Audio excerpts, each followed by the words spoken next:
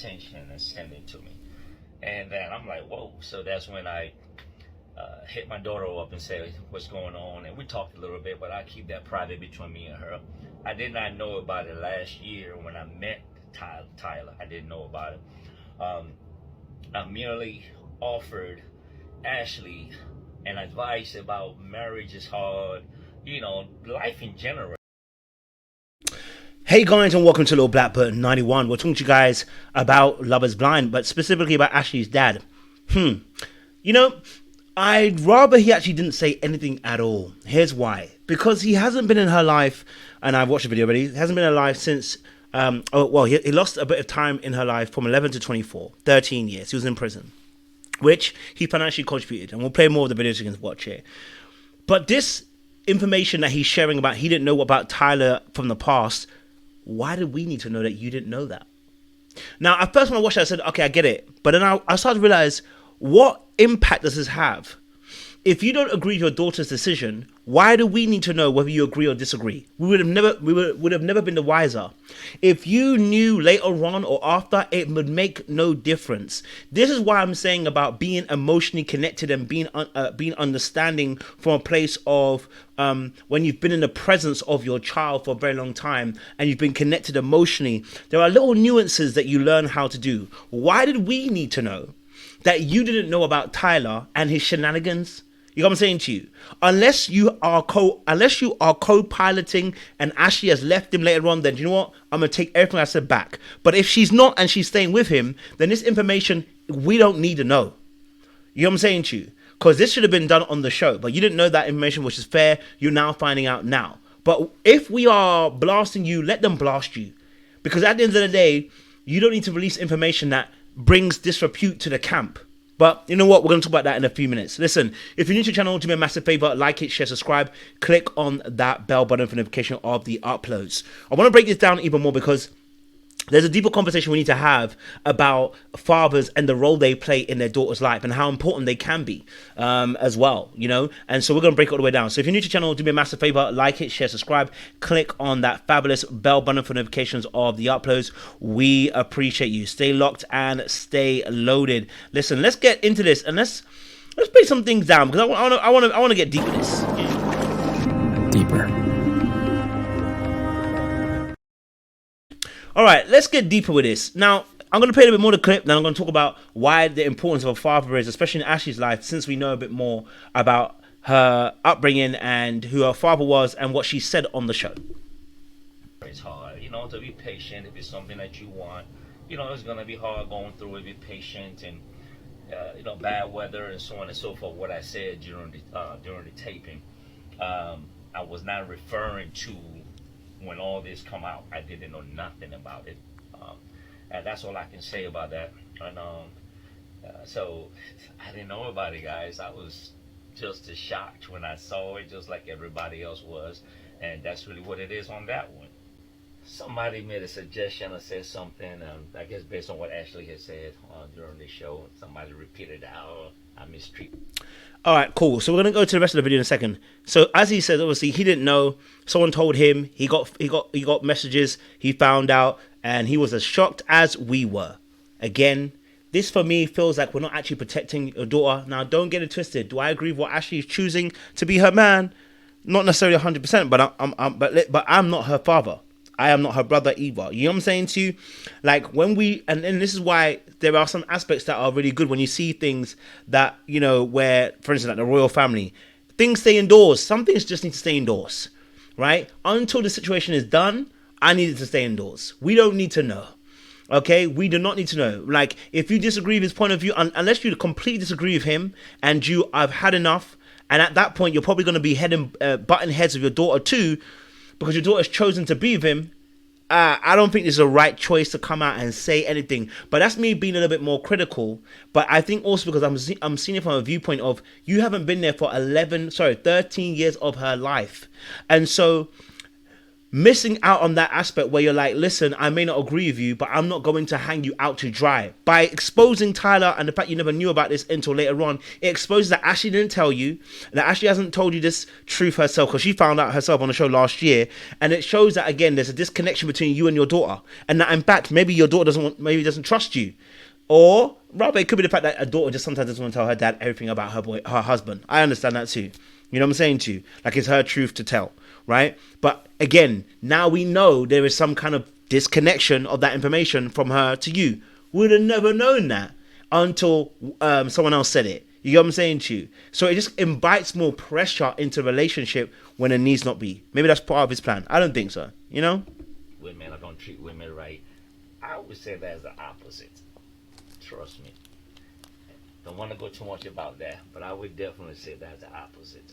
In terms of my role in Ashley's life, I was in her life when she was young, when she was 11. Now, he said he treats women right. I don't know. I mean, just the way that Ashley was describing it, it did not sound like he treated women right. Now, maybe you're right is that you treat them kindly in the shenanigans that you're doing, but it did not sound like you treated them right. But then again, it may be maybe we're misinterpreting it, but again, it didn't feel like you treated them right because of what she was describing at the end scene in the Netflix part, right? Which I'll see if I can find a clip for you guys. But it didn't sound like that when she was describing the fact that yourself, Pops as well, like it seemed generational that some of the behaviors of the men were not in alignment with loving their partners. So forgive us if we don't necessarily see that. But he's going to prove how he's been good. Went to prison. I spent almost 13 years in prison. While I was in, I did my best to keep in touch and do the best I could. It was the darkest day of my life. Anybody ever been through it? I don't wish it on no one, but nevertheless, I thank the mom for holding things down while I was Respect gone for that. and while I was in. Like I said, I tried to do the best that I could to communicate. That was very difficult. When I got released, I made it my business to reunite with all my kids and trying to like get us back to where we're supposed to be and things are good. That's really it. You know, somebody made a statement that I was a deadbeat dad. I don't know where y'all got that from. To be clear, I took my financial responsibility as a father very, very seriously. Well, let's pause it right there. First and foremost, let's thank him for that. Let's appreciate him, because there are men who would abandon that aspect of the financial security that they would provide for the family. So I want to thank him. I want to appreciate him. I want to acknowledge the fact that this is not easy feat to do. The fact that you did it shows a foresight and a care for your family and for your daughter as well. So I want to appreciate that point. I don't want to skim over that and, you know, completely miss that part of the story, right? By your own admission, you were able to financially take care of your family and give them finances even when you were locked up. Not many people can be that, have that foresight and can do that as well. So, you know, we have to give them appreciation for that. Money was not the problem before I went in. During the divorce process, the mother did ask for the child support, I guess just until she doesn't have to ask me. I don't know. The child support never stopped running, even though I was incarcerated. You know, they never adjusted it, nothing. And I took care of the whole child support amount until she was 18 years old. I don't know how many people were incarcerated and still asked to pay the full amount of child support. I did, and I paid it all. When I got released, even while I was in, I sent, it ain't much, but I did send something when I was in. And when I got out, I did my best to be in her life and so on and so forth. So, okay, hold on. I'm sounding a bit confused. Okay, so when he was in, he sent something. So actually, what he's saying is when they split up originally, he was paying full child support, and then when he went in prison, he started paying small. Is that what he's saying? Because I was getting confused because now the story seems a bit convoluted. Now we're paying small even when he went in, but has always paid child support. So I'm guessing they split up before he went in prison. Then went in prison and then paid little, which is fine. I understand that because you haven't got the financial resources. So now I got to walk it back because it sounded like I was praising you for having a foresight, but it doesn't sound like foresight anymore. It sounds like you went to prison and then you gave a little bit, but you were always paying your child support, which is fair. I still want to acknowledge that fact that you were paying child support. You didn't run away. it's your responsibility, but you still did what you need to do, and I appreciate that, right? The story just seemed a little bit convoluted. It was the darkest day of my life, but I'm here now. Things is good. God is good. By the grace of God, I'm healthy, I'm well. So that's just life, guys. Life is not easy. Try not to look back as much. Focus on now and focus on the future. The past is the past. I can't change the past. All I can do is better. I can be a better father going up forward. I can be a better person and a better man, and that's my goal. I'm looking forward, not the past. Okay. Fair enough. Regarding the relationship between Ashley, mother, and I, like I said, I'm a very private person when it comes to my personal life. I'm not going to shine too much light on that. All I'm going to say, we met at a very young age, 21, 20, I believe it was. And as we got older, we grew older. We kind of grew apart, and that's really, that's really it. And even after our separation, I kept on taking care of financial responsibility for a period of time, because my daughter was still staying at the house. So that's all I can say on that. Like I said, I'm private, so I want to keep it that way. When he said for a period, see, I'm now getting really confused. He started paying the child support and for a period of time. You mean you paid it till you were in prison? Is that when the story sounds a little bit convoluted, it sounds a little bit like it's being stretched. You know what I mean?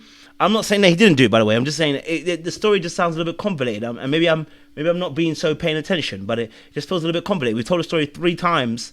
But on 3 different occasions, it's changed. At first, it sounded like you were in prison, then you were paying.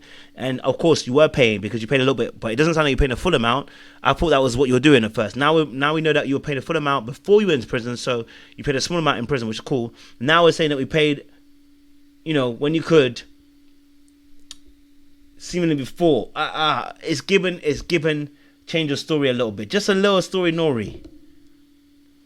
Am I not? But that's life, man. We're in our 20s, when we got involved in the whole 9. We were young, but what happened in the 80s and 90s? We were kids, we 20s, so that's who fair. knows anything about real, true relationship and the Of married course. life and all that. But that's just what it is, But we're good. We're good. And in closing, I will say I am not a perfect man by far. Every day I'm striving to be a better man, a better person. I'm striving, and I've been doing a pretty good job. Despite the fact that I was gone for 13 years, I came home. I had $500 to my name when I came home. Okay, and that was like late 2015. All right. Since then, I've launched, opened, started, created 7 companies, of which 3 I'm personally running. Like every day involved with. So clearly he's got a business-orientated mind. He's an entrepreneur. I'm guessing that's what took him into prison in the first place. But I think what he may be missing a little bit is that, and whilst I do believe he took care of his financial duties, is that there's an emotional component that works with relationships that also go alongside it, and that is essential. People need to have that emotional aspect as well, indeed, right? They need that emotional connection aspect as well. Without it, right, people don't actually feel connected to you. And so whilst we're going to be financially covering people, we're not covering them emotionally. We're not building the bonds that are needed. Therefore, what ends up happening is a relationship begins to be transactional rather than it being a connection that we can both yield from and grow and begin to intertwine ourselves, right? And knit our souls together. And so I think Ashley's been without him for 13 years when she was between 11 and 24, or whatever she was. 24 because she was 11 when he went in. So those 13 years, she's had to figure out her own discernment, has had to protect herself, figure out life, about how to deal with men, etc., all by herself, which I'm going to talk about in part 2. I want to keep the video short. But that aspect is also as important. Because the reason why she's dating someone like Tyler, from what I can see, is because she's fathering she's following what she has seen with her father a little bit. And sometimes daughters will end up repeating the same thing that they see their fathers do and their family do. So if the father has certain characteristics, certain traits, the daughter likely starts to emulate choosing that same pattern of man because that's the man that she saw, or at least witnessed, or she encountered. And even if she didn't encounter that, there's something about this DNA that just will put you back in that same space to make you choose differently, to force you to either choose differently or to follow the same route as what your parents were. And even though you didn't see them, you seem to follow in the same footsteps. So it requires new information. But I don't think he's a bad guy. I'm just saying, I'm just kind of putting out there, like, I understand what he's saying. He deserves acknowledgement and flowers for being a financially provider. But he may be missing out on the emotional aspect that his daughter might have needed as well. Hence why we saw the tension that we saw between the two of them, and when she was mentioning it a little bit before she got married, right? Hence why. But I'm gonna leave it there. I'm gonna do part 2 where I break it down a little bit more. I'm gonna talk about specifically about the importance of fathers in the lives of daughters, and we'll go further. So make sure you guys like, share, subscribe, click on that bell button for notification of uploads. We appreciate you guys. We'll see you